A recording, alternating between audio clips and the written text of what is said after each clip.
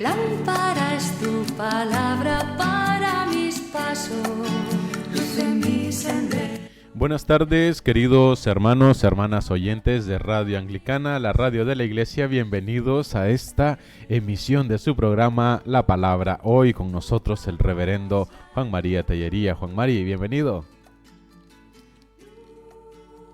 Tenemos apagado el micrófono, Juan María, si lo encendemos. Ahora sí. No me había dado cuenta de que estaba apagado. Bueno, lo que estaba diciendo es responder a tu saludo diciendo muy buenas tardes o muy buenas noches según la ubicación geográfica de cada uno de nuestros amigos. Muy buenas tardes, buenas noches a todos y también, lógicamente, al reverendo Noel que nos está dirigiendo y a los equipos de Radio Anglicana. Totalmente, es para nosotros una alegría poder compartir con nuestros oyentes este tan esperado programa. Pero antes de hacer la introducción, los saludos y el anuncio del tema, pues, Juan Mari, pongámonos en las manos de Dios.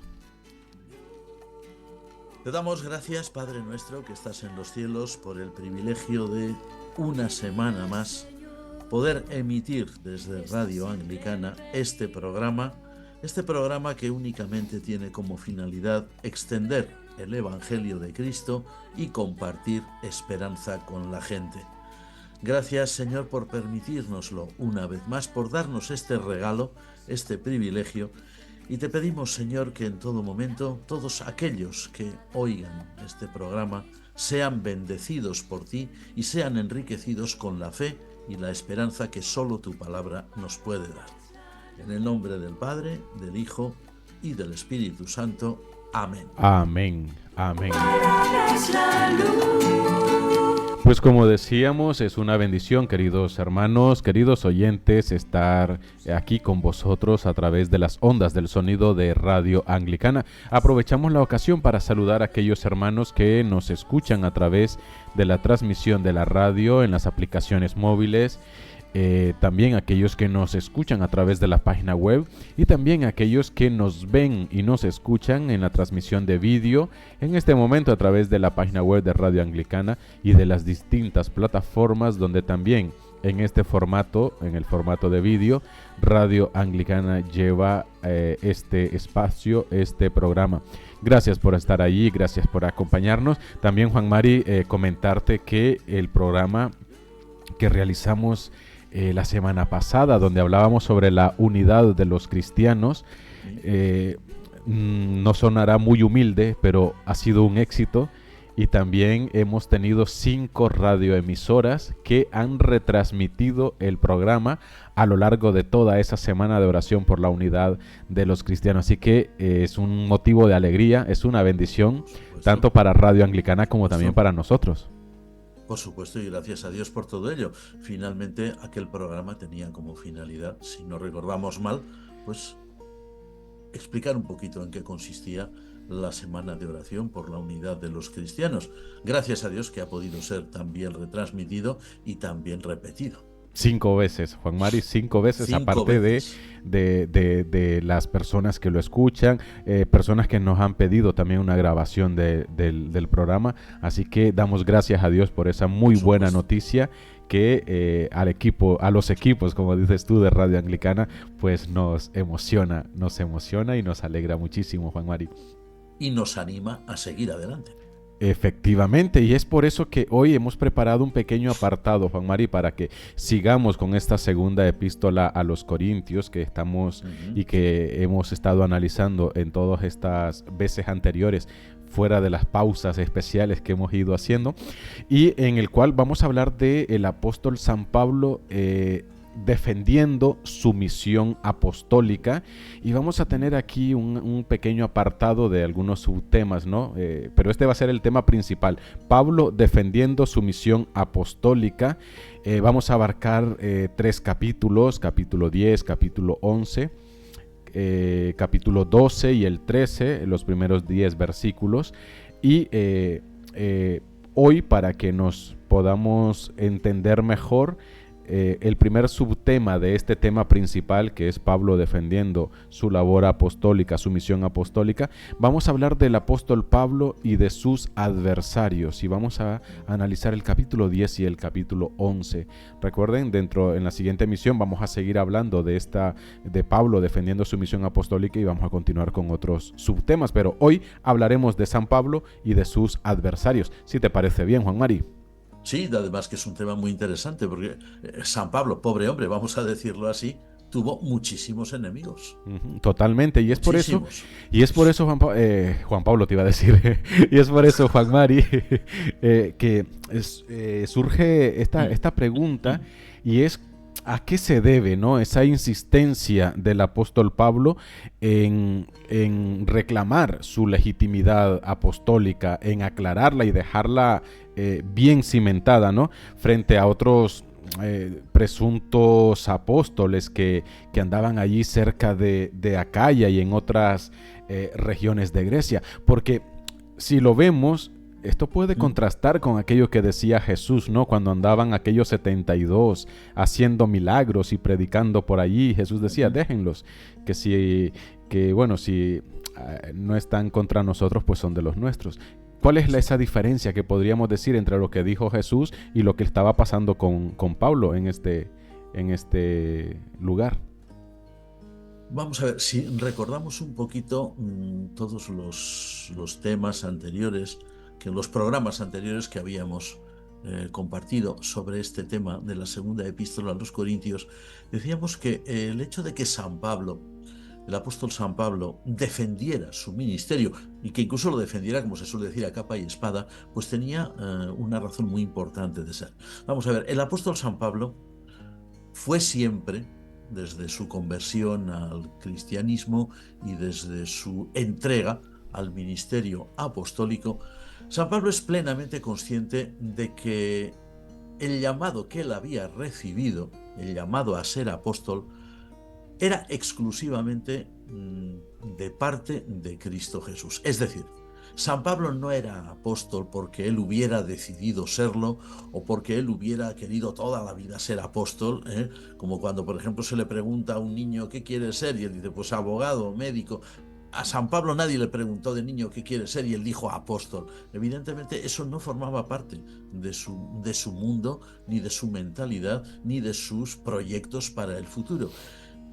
Lo que nos dice claramente el Nuevo Testamento, por ejemplo, ahí está el libro de los Hechos, que cuenta la conversión de San Pablo, el famoso camino de Damasco, es que el apóstol, el que iba a ser apóstol Pablo, en ese momento Saulo de Tarso, fue llamado directamente por Jesucristo, no por nadie más, no hubo otra motivación. Claro, en consecuencia, siendo él consciente de ese llamado real, pues actuaba como un apóstol auténtico, es decir, proclamaba el Evangelio de Cristo y, lógicamente, dentro de esa proclamación del Evangelio de Cristo y, por desgracia, se vio obligado a luchar denodadamente contra no solamente las adversidades que llevaba, o que conllevaba, mejor dicho, la proclamación del Evangelio en un mundo como era el mundo judío de aquella época o el mundo pagano, sino que también había otro tipo de adversarios, por desgracia, dentro del propio cristianismo.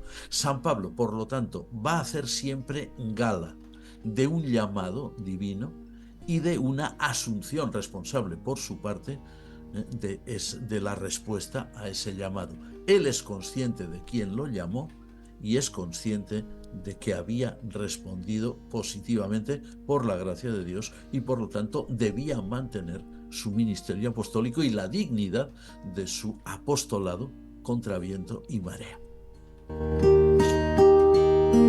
Y en este capítulo 10, Juan Mari, encontramos algo acerca de ese desprecio que mostraban contra San Pablo sus adversarios.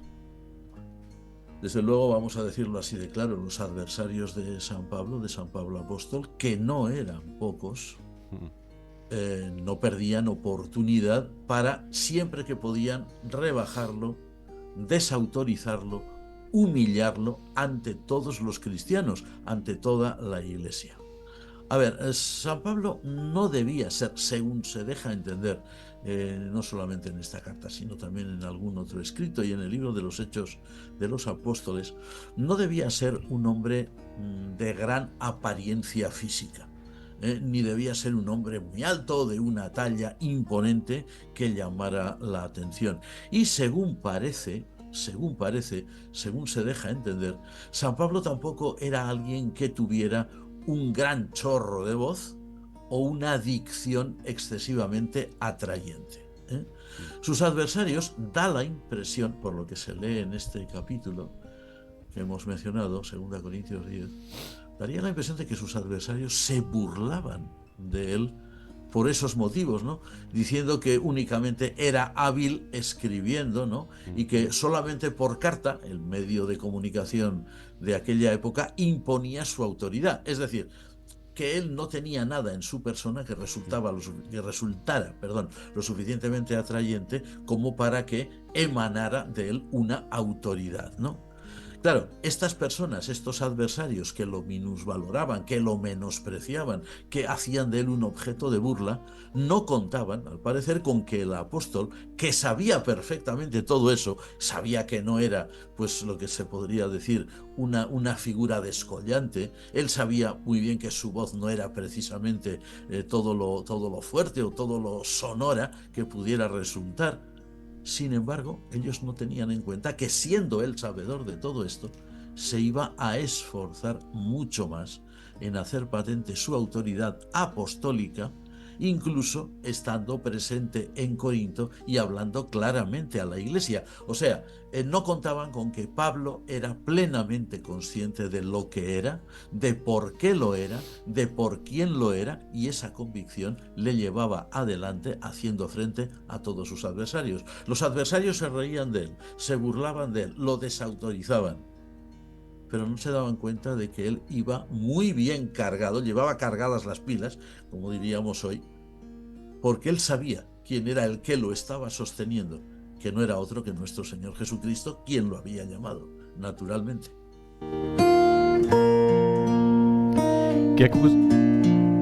¿Qué acusación emite el apóstol Pablo, Juan Mari, contra sus adversarios? Ahora vamos a ver la otra cara, lo que hace Pablo, ¿no?, contra sus adversarios en relación a los métodos de trabajo que estos emplean. Vamos a ver, en todo el texto de 2 Corintios, este capítulo y otros, ¿no?, donde también roza o habla de este tema, San Pablo nunca escribe claramente la palabra deshonestidad, ¿no?, ni el adjetivo deshonesto, ¿no? Nunca dice, estos adversarios son personas deshonestas porque mienten, porque esto, porque el otro. Nunca lo dice de esta forma, pero tal como él se expresa, viene a dejar muy claro que aquellos adversarios suyos se introducían en terreno ajeno a la hora de predicar el Evangelio. Es decir, se introducían en un terreno donde otros, él mismo, por ejemplo el propio San Pablo, su equipo de evangelización, estaban ya trabajando previamente. A ver, San Pablo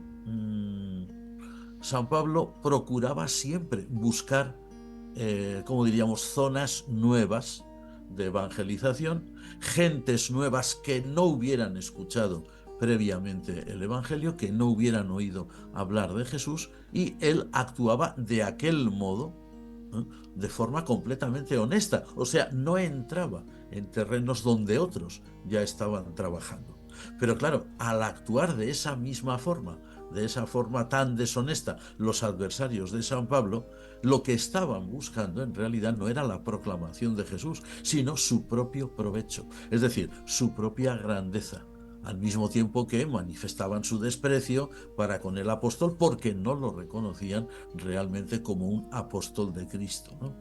A ver, por desgracia, vamos a decirlo así, por desgracia, esta práctica, esta forma de trabajar, entre comillas, que no es trabajar, sino más bien deshacer las labores que otros han hecho, eso no es algo que solamente tuvo lugar en la época de San Pablo. Eso ha tenido muchos adeptos a lo largo de la historia del cristianismo y hoy no deja de ser una triste realidad de pirateo, de mercadeo religioso, de lo más repugnante por parte de personas que no buscan la exaltación de Cristo, que no buscan la proclamación del Evangelio, sino que buscan, por decir así, colocarse, como diríamos hoy, sus medallas para decir yo he hecho esto, yo he hecho lo otro, cuando en realidad lo que han hecho ha sido a lo mejor destrozar un trabajo que ya se había hecho. San Pablo, cuando buscaba en tierras de los gentiles la proclamación del Evangelio, no buscaba que nadie lo reconociera o que nadie, como hemos dicho, le colocara una medalla o le regalaran una placa o le levantaran una estatua diciendo aquí estuvo San Pablo apóstol. No, lo que él procuraba era extender el Evangelio, que nuevas gentes, nuevos pueblos conocieran la palabra de Dios y que reconocieran a Cristo, ¿no? Y que se convirtieran al cristianismo. Él no iba deshaciendo el trabajo de nadie, pero tal como describe, esos otros falsos maestros sí que lo hacían con él y evidentemente con otros más. Sí, lo que dicen, pescaban en una pecera. Bueno, Así mismo. eso era en relación a sus métodos, Juan Mari. ¿Y de sus enseñanzas dijo algo? Sí, por supuesto que sí, claro que lo dijo. No, aquellos, para nosotros desconocidos, porque ni siquiera San Pablo los menciona por nombre, no sabemos ni cómo se llamaban, aquellas personas no predicaban el verdadero evangelio.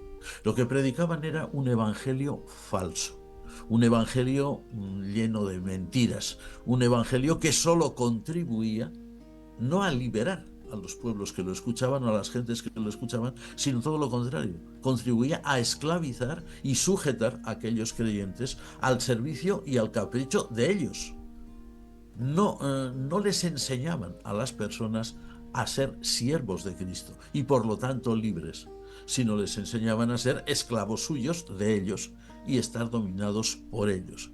Si allí donde está el Espíritu de Cristo, como dice San Pablo, hay libertad, donde hay falsos evangelios lo que hay es esclavitud, evidentemente.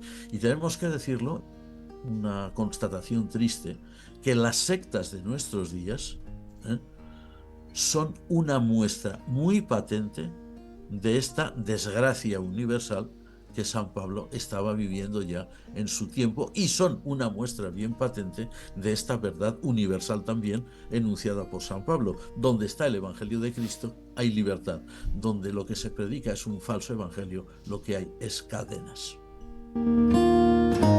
¿Cuál sería, Juan Mari, la motivación de estos señores? Porque por un lado, pues igual la felicitación, el orgullo, pero igual hay algo más, ¿no? ¿Qué era lo que motivaba a estos falsos maestros? Es muy curioso que, por ejemplo, en el capítulo 11 y en el versículo 5, el apóstol Pablo, en la versión Reina Valera 2020, les llama superapóstoles, ¿no?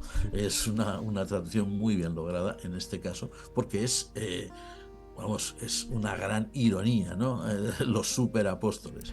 A ver, ellos sabían muy bien, no eran personas desconocedoras de la realidad humana ni eran ignorantes, ¿no? Aquellos famosos apóstoles o aquellos superapóstoles, ¿no? Los auténticos, pues sabían perfectamente bien el prestigio que conllevaba ser reconocido como apóstol de Cristo en las comunidades cristianas. Claro, y ellos deseaban, evidentísimamente, ser nombrados de esta forma, ser designados de esta forma y ser reconocidos de esta forma, ¿no?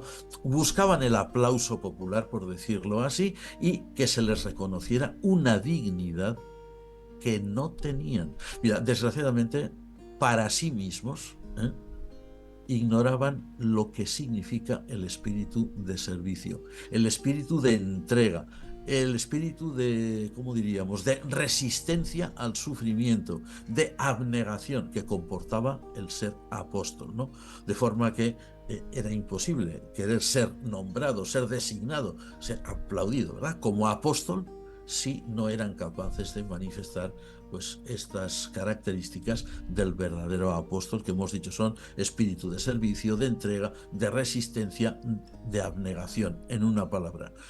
Situaciones muy similares, volvemos a decir, en nuestros días, son una triste moneda corriente en demasiados círculos religiosos, que pretenden, o hay algunas personas en estos círculos que pretenden un gran aplauso de todo el mundo, ser reconocidos, ser vitoreados, cuando en realidad esa no es la finalidad de alguien que proclama el Evangelio. Quien proclama el Evangelio, desde la humildad de su púlpito en su parroquia, no espera un aplauso.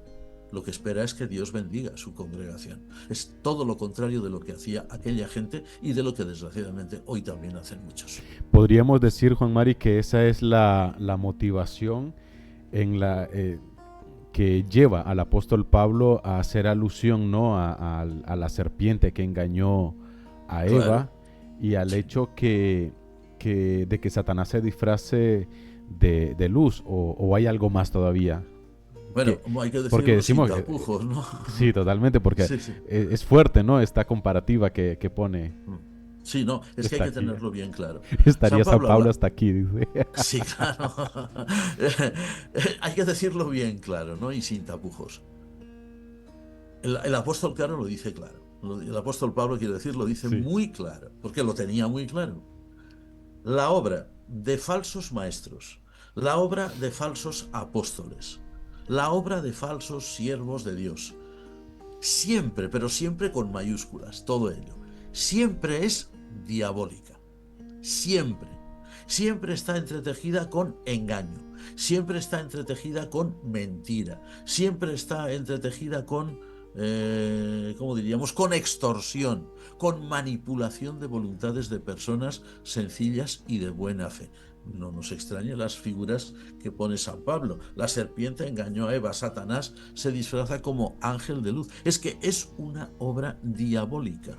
La queja que tiene San Pablo ante los corintios de que hubieran dado pábulo, de que hubieran dado crédito a falsas enseñanzas, no tiene, lógicamente, los mismos tonos que la acusación abierta y contundente que hace contra aquellos falsos maestros que eran instrumentos de maldad, que eran falsos apóstoles, que eran instrumentos del demonio. San Pablo se queja de que los corintios les hubieran dado crédito, pero desde luego acusa claramente a aquellas personas, ya digo, para nosotros anónimas, pero que en aquella época entre los corintios los debían conocer muy bien por nombres y apellidos, como diríamos hoy, pues los condena abiertamente. No eran apóstoles de Cristo, no era la situación que Jesús había dicho, el que no es contra nosotros, es por nosotros, o dejadlos, si hacen bien o realizan prodigios en nuestro nombre, no hablarán mal de nosotros. No, estas personas, lo que hacían estos falsos maestros de Corinto,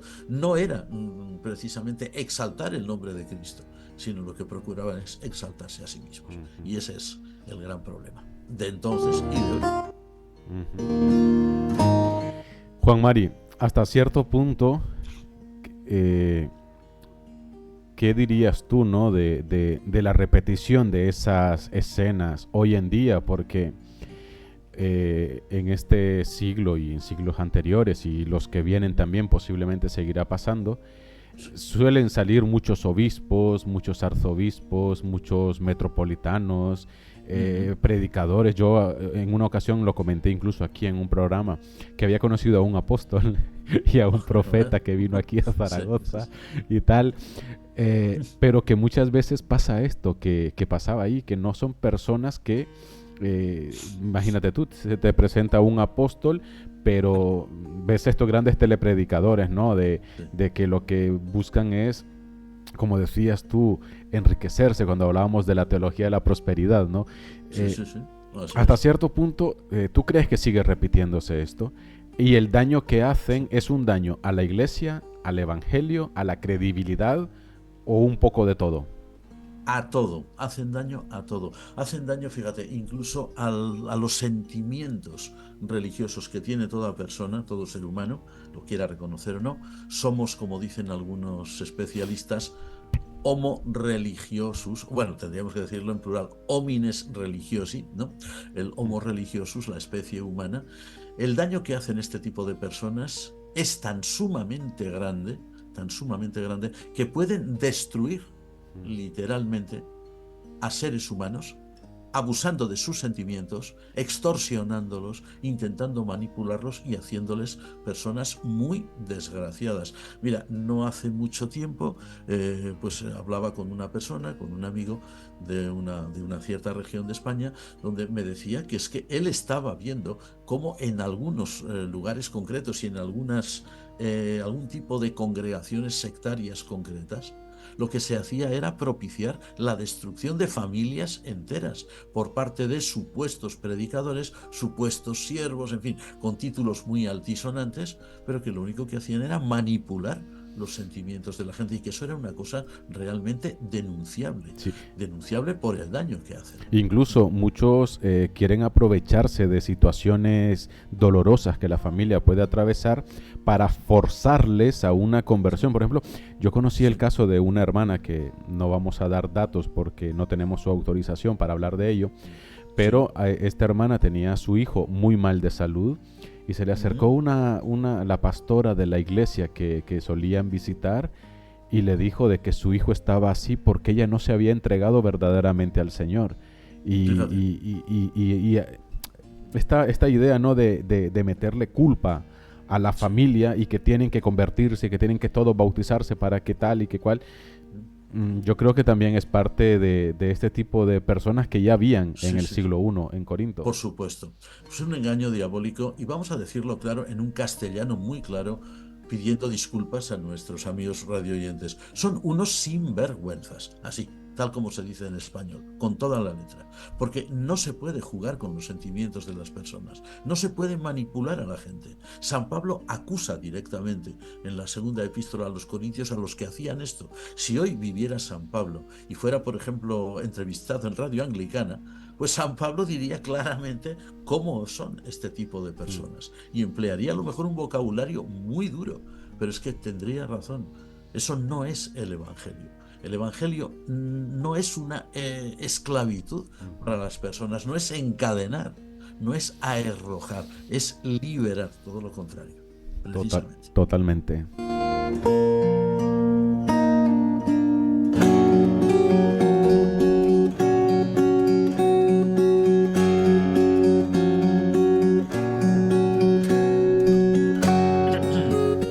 Ya para ir finalizando, Juan Mari, ¿qué enorgullece al apóstol Pablo, humanamente hablando, en relación a los corintios? Una cosa muy curiosa, una figura realmente muy graciosa. San Pablo dice que habla como si estuviera loco, ¿no? Claro, San Pablo es un gran maestro del idioma, por lo tanto jugaba muy bien con él. Habla como si estuviera loco. Dice, y añade pues grandes verdades, ¿no? Precisamente por estar loco, como dicen muchas veces eso de que los niños y los locos dicen la verdad, él juega con eso para decir grandes verdades. El apóstol se enorgullece, en el buen sentido del término, naturalmente, de haber sido siempre un predicador fiel de Cristo, de haber incluso sufrido, como se dice, las 1001 penalidades por el Evangelio, y de haber servido a los corintios sin intereses personales de ningún tipo, siendo únicamente un siervo fiel de Cristo entregado al Evangelio. Incluso era tanto el amor que San Pablo tenía a la obra que estaba realizando en Corinto, que incluso era sostenido económicamente por otras congregaciones. No quiso ser gravoso a los corintios, de manera que nadie, ningún falso maestro, ningún falso apóstol podría acusarle nunca de estar enriqueciéndose a costa de los corintios, o sea, de ambición, de codicia o de ninguna de estas otras situaciones.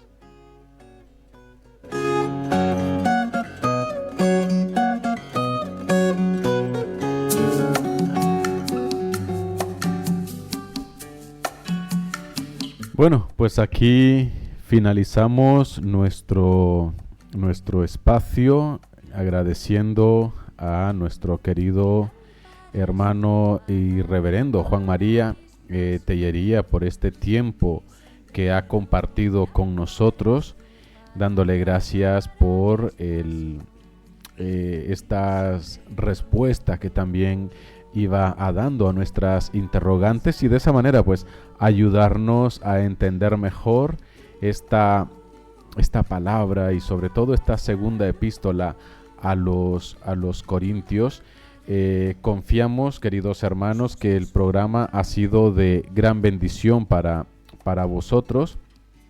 Esperamos encontrarnos dentro de 8 días, si Dios así lo permite, para que sigamos pues con estas reflexiones en torno a esta segunda epístola a los Corintios. Muchísimas gracias, que el Señor os bendiga y pues como anunciaba, como les decía, dentro de 8 días vamos a continuar con más de esta faceta que hemos estado analizando, que es el apóstol Pablo defendiendo su labor apostólica, defendiendo su misión apostólica.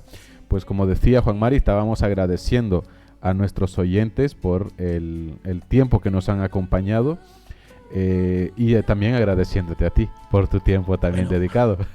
Eso es lo menos importante de todo. Lo más importante es que nuestros hermanos perdón, un momentito, que a ver si esto se ajusta bien.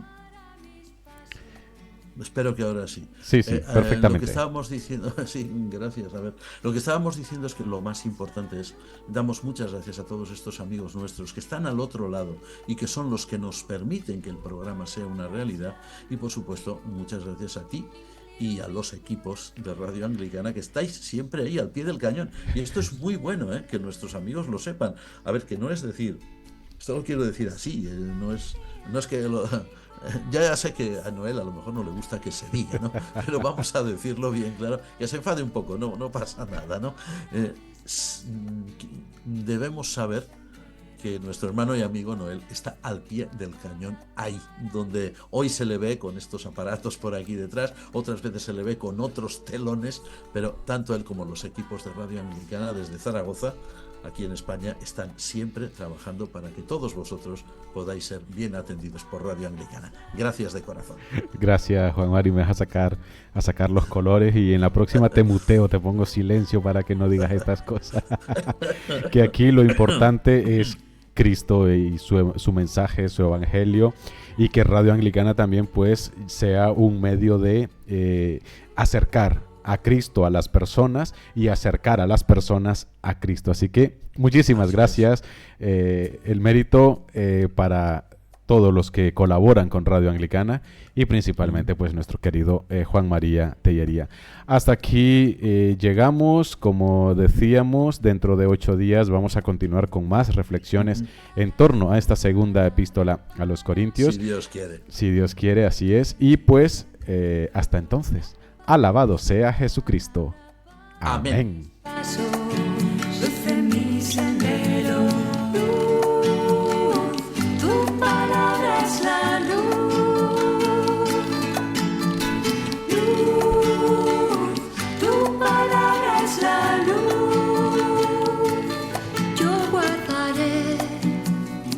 Tus justos mandamientos. Firmes adelante, pues desde la fe. Usted está en sintonía de Radio Anglicana, transmitiendo vía internet en www.radioanglicana.es. También puede escucharnos en su dispositivo móvil, descargando nuestra aplicación para Android e iOS. Radio Anglicana, la voz de la Iglesia.